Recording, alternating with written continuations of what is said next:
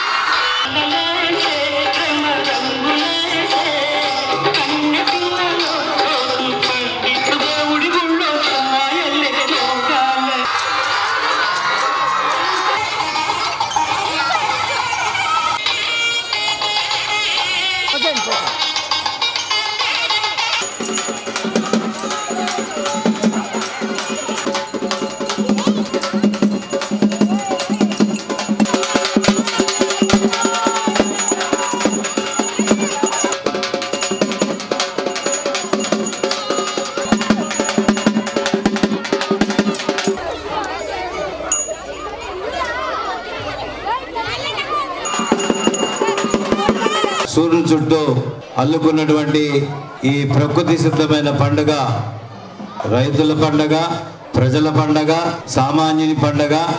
అసలు భారతదేశమే పండుగల దేశం.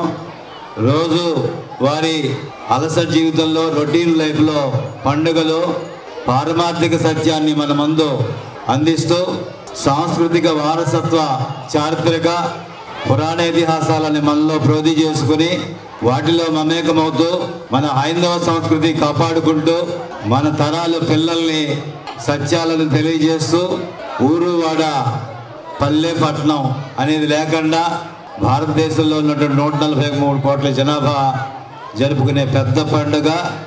ముఖ్యంగా మన తెలుగు వారి సొత్తు, తెలుగువారి సాంస్కృతిక సంపద ఈ సంక్రాంతి పండుగ.